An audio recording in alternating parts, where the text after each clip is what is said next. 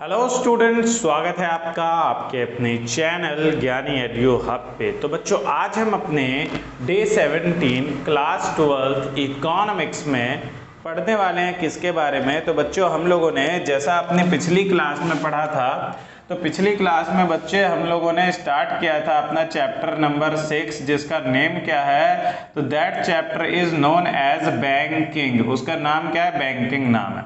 तो हमने अपनी पिछली वीडियो में पढ़ा था बैंकिंग में कि सर ये बैंक जो होता है, बैंक हम किसको कहते हैं। तो बैंक को मैंने आपको बताया था कि बैंक एक अपना फाइनेंशियल इंस्टीट्यूशन होता है, जिस इंस्टीट्यूशन के दो काम तो मिनिमम होने चाहिए। क्या क्या?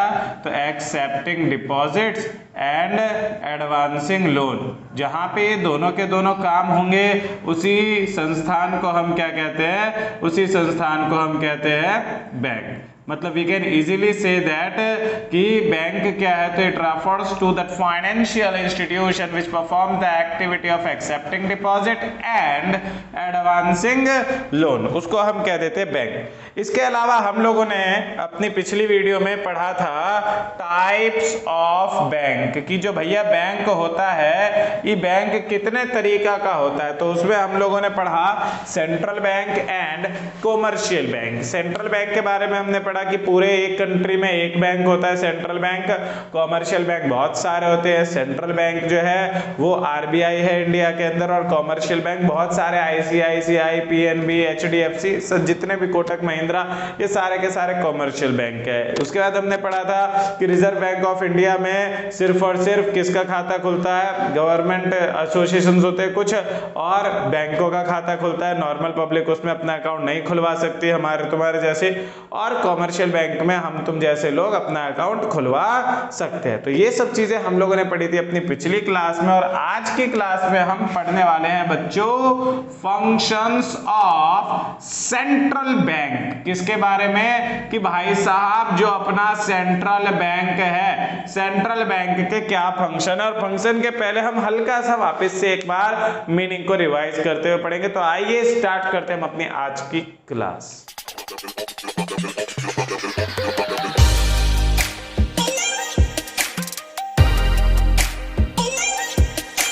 हाँ जी बच्चों, तो देखो सेंट्रल बैंक के फंक्शंस को पढ़ने के पहले हम हल्का सा लिटिल बिट रिवाइज करेंगे कि सर ये जो सेंट्रल बैंक होती है, सेंट्रल बैंक दरअसल क्या होती है। तो बच्चों देखो, सेंट्रल बैंक के बारे में हम लोगों ने पढ़ा था क्या, कि सेंट्रल बैंक जो है वो एक एपेक्स बॉडी है। एपेक्स बॉडी मतलब कि एक कंट्रोल करने के लिए जो गवर्नमेंट द्वारा जनरेट की गई बॉडी होती है। ये एक तरीके की एक ऐसी एपेक्स बॉडी है, या हम कह सकते हैं एक ऐसी एपेक्स बॉडी या इंस्टीट्यूशन है जो क्या करती है, विच regulate, control and operate the, जो क्या करती है, रेगुलेट करती है, कंट्रोल करती है एंड ऑपरेट भी करती है। किस चीज को? तो operate the entire banking system. कि भाई साहब पूरे के पूरे बैंकिंग सिस्टम की देख रेख का ठेका ले रखा है किसने?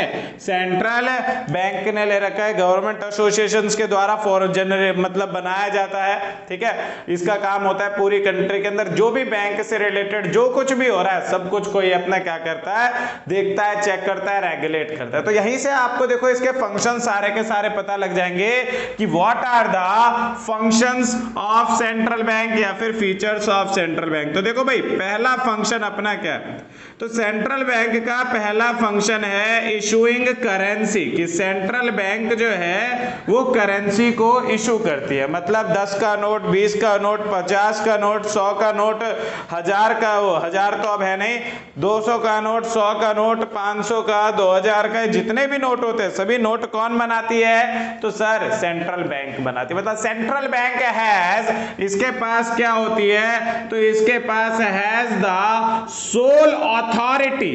इसके पास क्या होती है? सिंगल अथॉरिटी होती है। किस चीज की? To print new currency, new notes. कि ये नए करेंसी को छाप दे, इसके पास एकमात्र अधिकार होता है। और यही क्या करती है, पूरे भारत में जितने भी पैसे चलते हैं सबको यही बनाती है। बट एक्सेप्ट, ये क्या है, तो सर एक्सेप्ट ये है कि इट ओनली प्रिंट नोट्स, कि भैया यहाँ से सिर्फ और सिर्फ क्या किया जाता है, नोट्स वगैरह बनाया जाता है। और ये इंपॉर्टेंट नोट डाल रहा हूं मैं कि फॉर कॉइन्स, सिक्के रिजर्व बैंक ऑफ इंडिया नहीं बनाती। कॉइन्स को रिजर्व बैंक ऑफ इंडिया नहीं बनाता। कॉइन्स बनाने के लिए गवर्नमेंट द्वारा एक अनदर बॉडी है which is known as the Indian depository reserve. क्या है?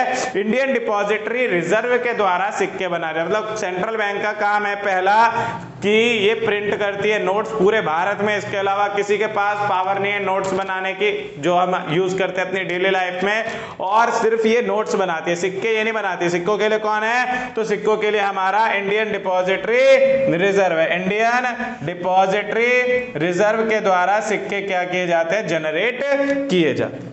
दूसरा काम आता है सर कि कॉमर्शियल सेंट्रल बैंक क्या सिर्फ एक ही काम करते? तो नहीं बच्चों, अभी हमने देखो क्या पढ़ा, रेगुलेट, ऑपरेट, सब करती है ये बैंक का। मतलब वी कैन से दैट कि एक्ट एज बैंक सुपरवाइजर। क्या है कि ये बैंक के सुपरवाइजर की तरह काम करती है। बैंक के सुपरवाइजर की तरह काम कैसे करेगी? तो देखो भाई, जो बैंक का सुपरवाइजर होता है, कौन? सुपरवाइजर। सुपरवाइजर दरअसल क्या है? तो भैया देखो, सुपरवाइजर हमारा क्या है? सुपरवाइजर अपना दो शब्दों से मिलकर के बनता है। क्या क्या? पहला अपना सुपर, दूसरा वाइजर।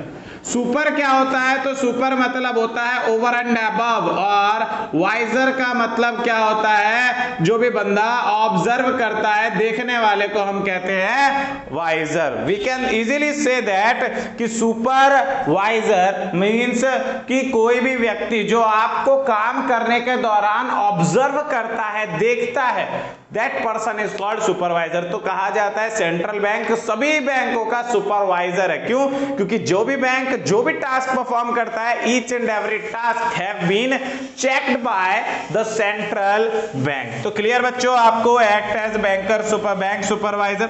फिर अपना थर्ड फीचर क्या है? थर्ड फंक्शन क्या है सेंट्रल बैंक का? तो ये क्या है? Act as government bank. कि भैया जो गवर्नमेंट के इंस्टीट्यूशंस होते हैं, उनके पास जो पैसा आता है वो रिजर्व बैंक ऑफ इंडिया के माध्यम से ही जाता है। मतलब ये एक तरीके का बैंकिंग फंक्शन प्रोवाइड करती है। किसे? तो गवर्नमेंट सेक्टर को। इसके बाद बताया गया है इसके बारे में कि इसका जो अगला फंक्शन है वो क्या होता है? वो होता है कस्टडियन ऑफ फॉरेन एक्सचेंज। क्या है? Custodian of foreign exchange. कि भाई साहब जितने भी कंट्री के अंदर फॉरेन एक्सचेंज आते हैं, फॉरेन एक्सचेंज मतलब क्या? कि हमारी कंट्री का नहीं, किसी दूसरी कंट्री का जो पैसा होता है ना, दूसरी कंट्री के पैसे को हम कहते हैं फॉरेन एक्सचेंज। तो कहा जाता है सेंट्रल बैंक का एक काम और है कि जितनी भी पैसे, मतलब जितनी भी दूसरी कंट्री का पैसा अपने इंडिया में आएगा, सब रिजर्व बैंक ऑफ इंडिया के पास रहेगा। जैसे आप मान लो, अब आपके पास डॉलर वॉलर मिल गए, रास्ते में पा गया डॉलर, एक्सचेंज करवाने जाओगे तो बैंक में पैसा जाएगा, बैंक वाले उसको सेंट्रल बैंक के पास पैसा भेजेंगे और सेंट्रल बैंक फिर उन्हें कस्टडियन करेगा। उनका मतलब ये अपने पास संभाल करके रखेगा उन सभी के सभी फॉरेन एक्सचेंजेस को। अब लास्ट फंक्शन जो अपने सेंट्रल बैंक का है बच्चा party, that function is called क्या? तो ये कहलाता है लेंडर ऑफ लास्ट रेजॉर्ट। मतलब क्या? कि जब कॉमर्शियल बैंक के पास अपने नॉर्मल फंक्शंस को परफॉर्म करने के लिए सफिशिएंट अमाउंट ऑफ मनी नहीं रहता है, तो कॉमर्शियल बैंक किसी भी टाइम पे as in case of emergency वो कभी भी जाकर के सेंट्रल बैंक के टिंग टोंग कर सकता है और सेंट्रल बैंक फिर उसको उसी पॉइंट ऑफ टाइम पे फंड्स प्रोवाइड कराती है। मतलब क्या कि लास्ट में अगर आपकी प्रॉब्लम कहीं सॉल्व नहीं हो रही, मतलब कॉमर्शियल बैंक अपने बैंक के इंटायर अंदर से पैसे अरेंज कर रहा है पर अरेंज कर नहीं पा रहा, कुछ प्रॉब्लम हो गई, कहीं से पेमेंट किसी कस्टमर से आनी थी आई नहीं, या कुछ भी दिक्कत अगर हो गई और पैसे का जुगाड़ नहीं हो पा रहा है, तो कॉमर्शियल बैंक सेंट्रल बैंक से इमीडिएट लोन या इमरजेंसी टाइप ऑफ केस बना करके पैसे ले लेता है। मतलब लैंडर ऑफ लास्ट रिजॉर्ट इसलिए कहते हैं कि कहीं नहीं मिला तो भैया अंत में कहां मिलेगा?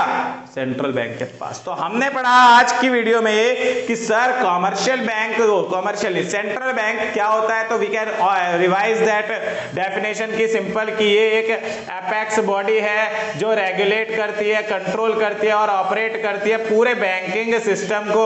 इसका पहला काम होता है करेंसी छापना, मतलब इसके पास अकेले पावर है और ये सिर्फ और सिर्फ ओनली नोट्स छापता है, सिक्के नहीं बनाता। सिक्कों के लिए इंडियन डिपॉजिटरी रिजर्व है। फिर है ये बैंकों का सुपरवाइजर कहलाता है। क्यों? क्योंकि ये हर एक फंक्शन को चेक करता है। मैंने आपको सुपरवाइजर का भी यहाँ पे मीनिंग बताया।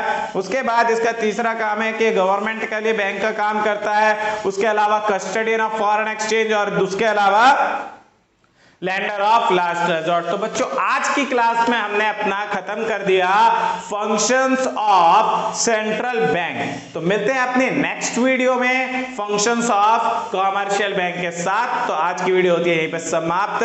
धन्यवाद हमारे वीडियो को एंड तक देखने के लिए। बाकी वीडियो अच्छी लगी हो तो इसको लाइक करें, अपने दोस्तों के साथ शेयर करें और हमें अपना सपोर्ट दें।